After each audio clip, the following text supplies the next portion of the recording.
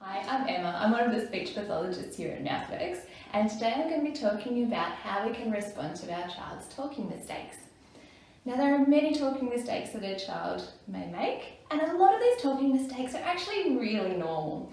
So language development, speech sound development, they take time. Language development can keep going all the way into adulthood and beyond. Speech sound development can go all the way up until about 7 when we start to learn that sound, that TH sound. So many of the mistakes that our children will make are perfectly normal and part of them learning to talk. However, there might be some sounds and some talking mistakes that we don't expect to hear for a child as they're developing. And these might be some mistakes that have been identified by the speech pathologist, and there might be sounds that you're working on with your speech pathologist in therapy. So we're going to talk about a few strategies that we can use to respond to our child's talking mistakes. And one of them is just responding with respect.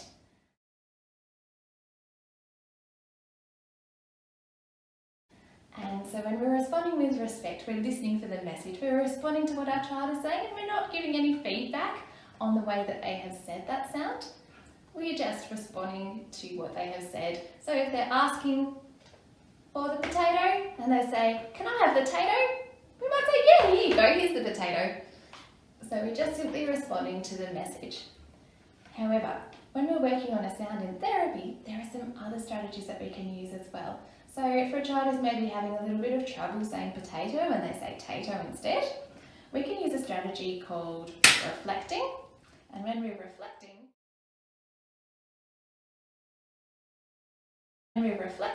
we're saying what the child has said. So they say, "Hey, look at the tato."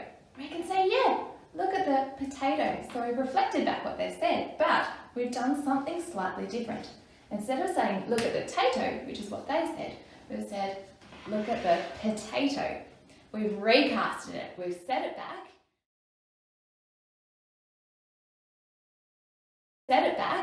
Using the right pronunciation.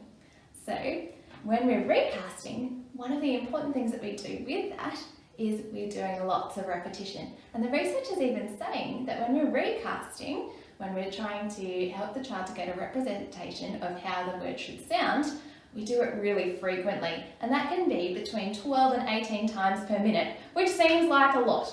But when we do this in a really fun way, it doesn't feel like it's a lot. It can actually happen quite naturally. So if our child is saying, "Hey, look at the tato," we can say, "Yeah, look at the potato. Potato, potato, potato. Look at Potato's hat. Here's Mr. Potato's eyes. Potato's nose. Potato's tongue. Potato's arms. Potato's shoes. He's a big potato. Potato doesn't have a back.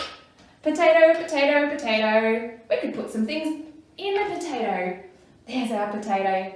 Do you like this potato? I like this potato."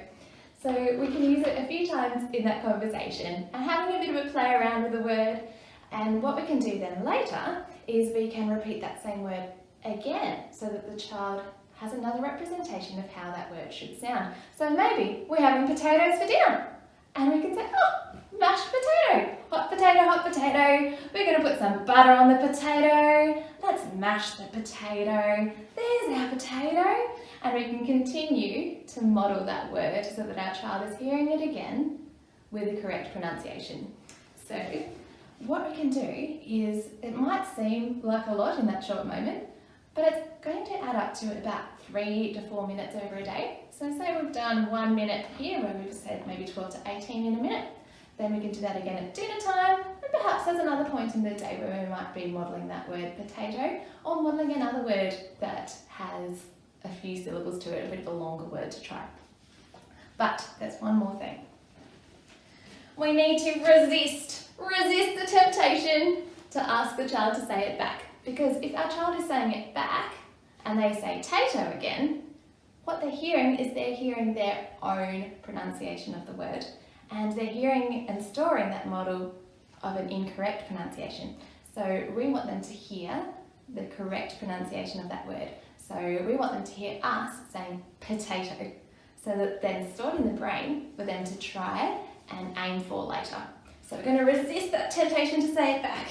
We're going to be reflecting what they say, recasting, saying it back the right way, resisting that temptation to say it back, and don't forget, repeat, repeat it, repeat it.